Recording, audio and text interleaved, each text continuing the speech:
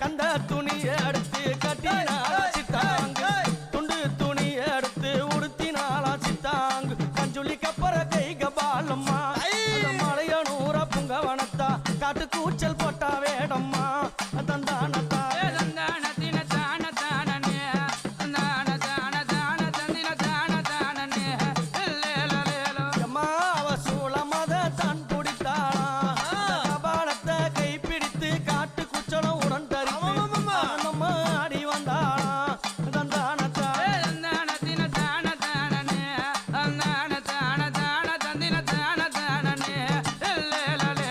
அன்னை கையில் இருக்குதே அக்னி எரிந்து கொண்டு வருதே அது என்ன தெரியுமா?